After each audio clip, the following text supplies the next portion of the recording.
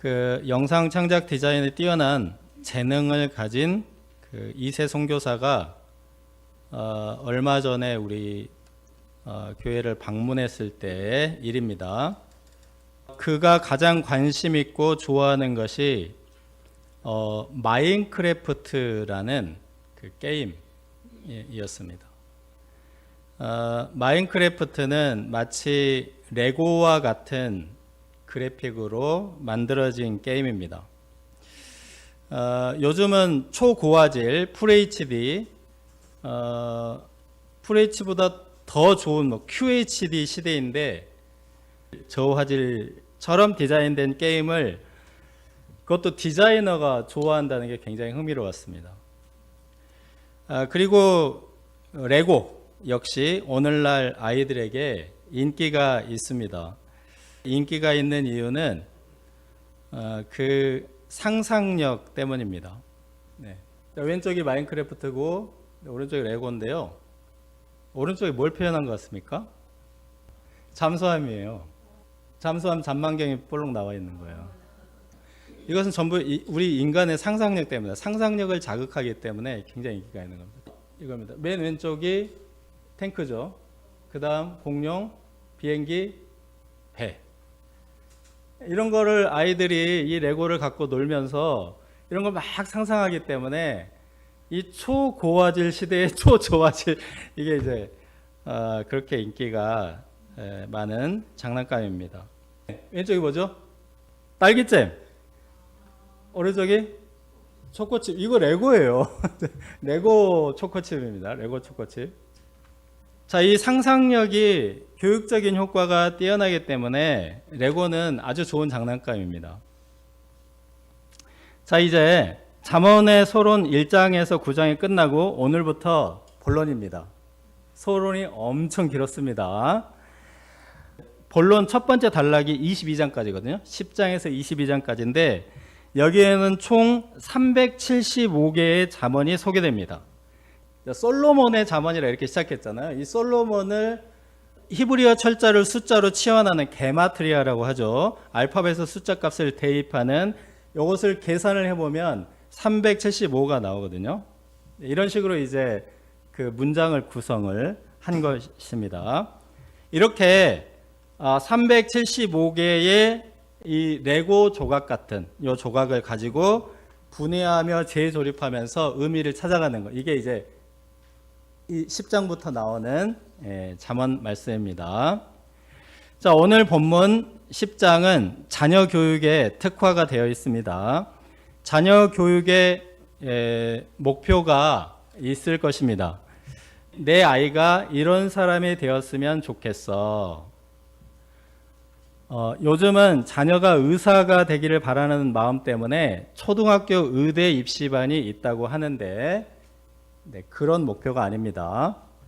어떤 인격을 가진 인물이 되느냐, 어떤 사람이 되느냐 하는 방향을 솔로몬이 제안하고 있습니다.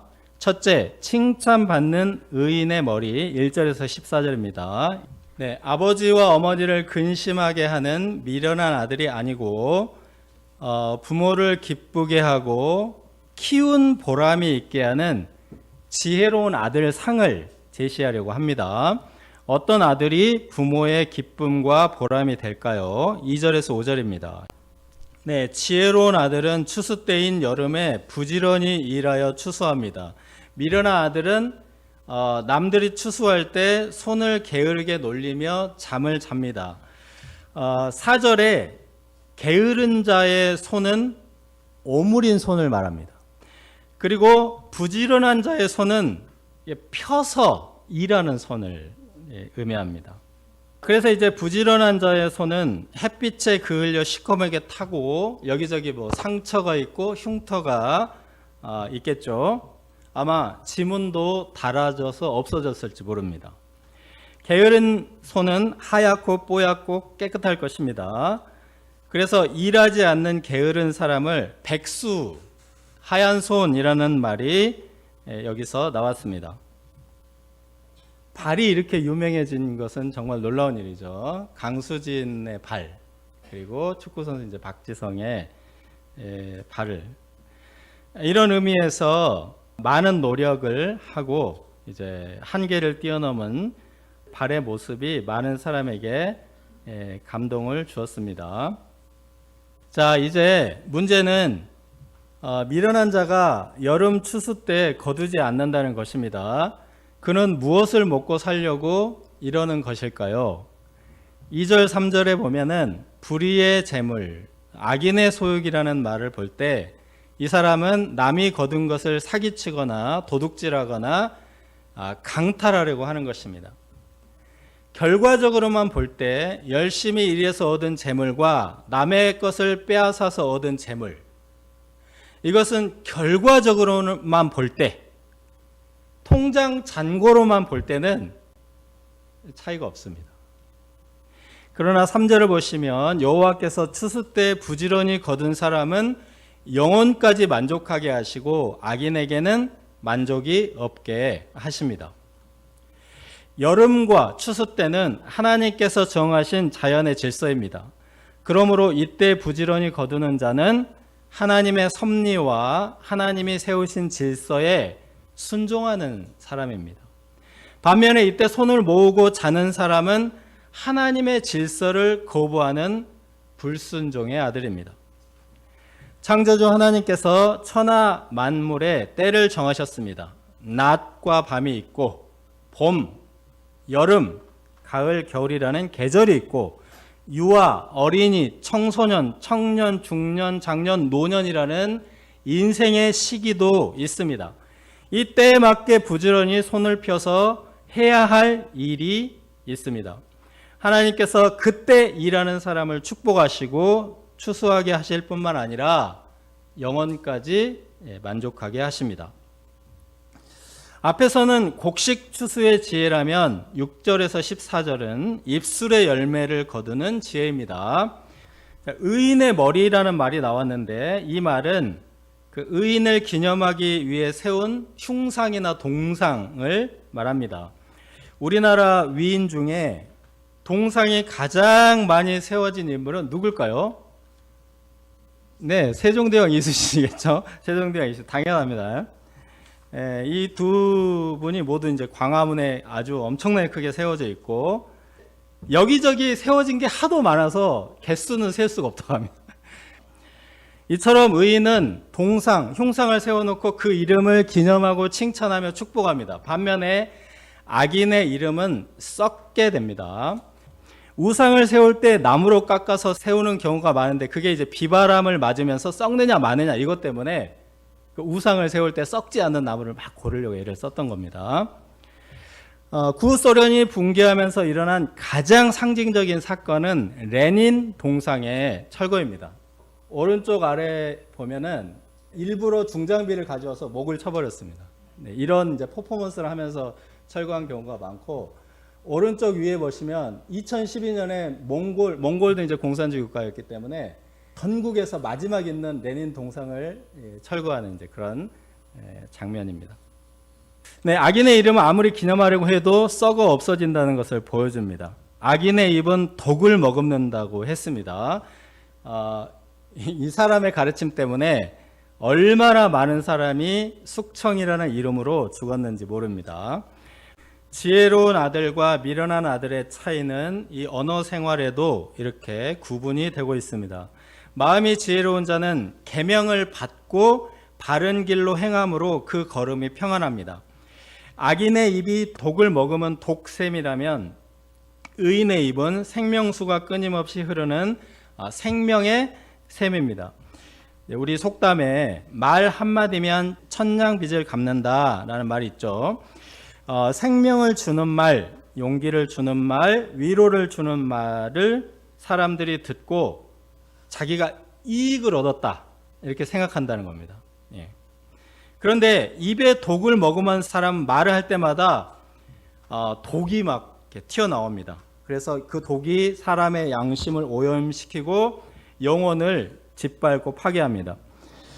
이렇게 말로 화를 자초하는 걸 설화, 혀로 화 일으킨다, 설화를 일으킨다고 합니다. 다른 말로 이제 말 빚을 진다 이렇게도 표현하죠. 말 빚을 진다. 얼마 전에 그 신임 영국 총리가 자기가 이제 총리가 되었을 때 수락 연설을 하는 것을 보았습니다. A4지 종이에다가 연설문을 프린트해가지고 나와서 읽었습니다. 한때 유명인들이나 정치인들이 즉흥 연설하는 것을 굉장히 유능하고 멋있게 생각했습니다. 그런데 그러다가 말 한두 마디 실수로 설화를 일으켜서 그냥 자리가 날아가는 게 굉장히 많았습니다. 그래서 요즘은 정말 굉장히 짧은 1분짜리 기자회견도 그 유명하고 대단한 사람들이 전부 프린트에 와서 그냥 읽습니다.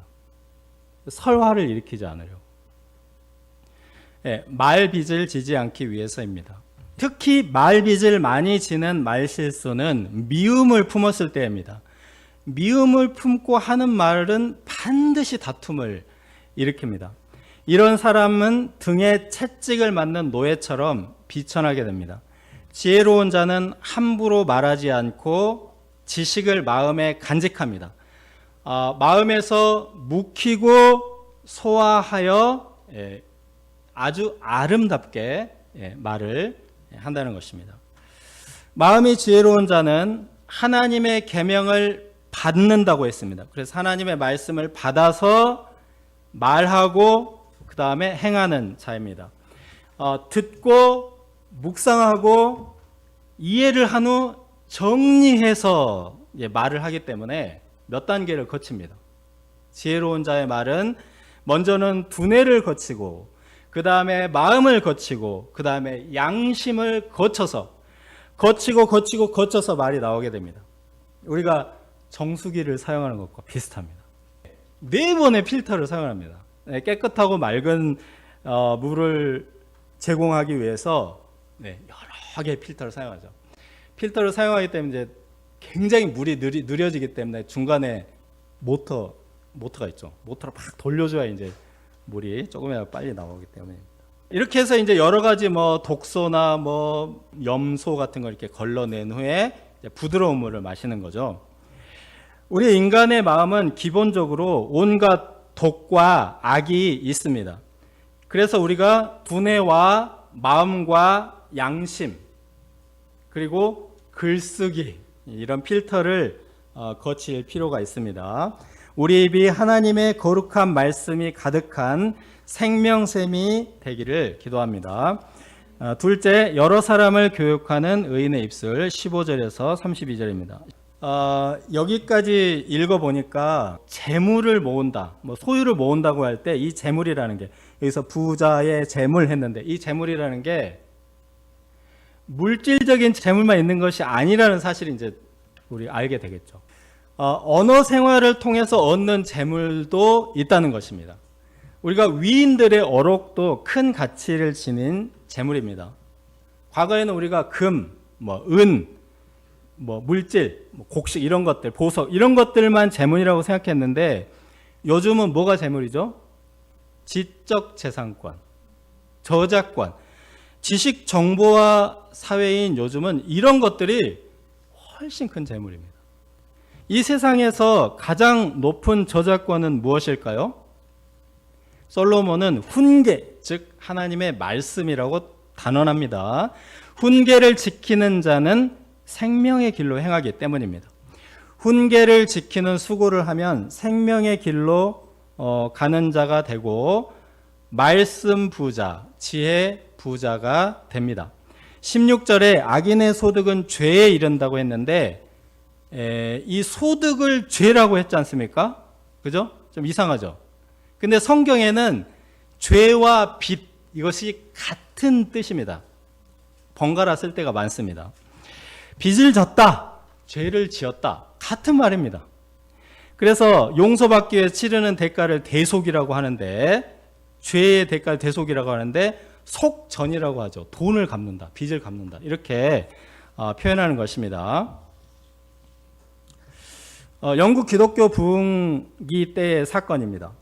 한 동네에 동네 사람들이 막 모여서 막 먹고 마시고 게임도 하고 이런 펍이 있었는데 이 술집이 너무나 많은 문제를 일으킨 겁니다. 알코올 중독, 폭력, 성매매, 마약, 도박 등 온통 문제를 일으키니까 교회에서 이제 보다 못해 합신 기도를 하기로 했습니다. 그러니까 이 술집이 불이 나서 망하도록 기도한 것입니다. 그런데 기도한 지 얼마 되지 않아서 정말로 술집에 불이 나서 잿더미가 되고 말았어요. 주인이 아주 화가 나가지고 교회를 고소했습니다. 소송을 걸었습니다. 손해배상을. 교인들이 이렇게 변호했어요. 술집이 하나님께 범죄하여 빚을 졌기 때문에 하나님께서 그 빚을 돌려받는 화재를 일으키신 것이다. 네, 의인의 혀는 순은, 순은과 같이 가치가 높다는 것입니다.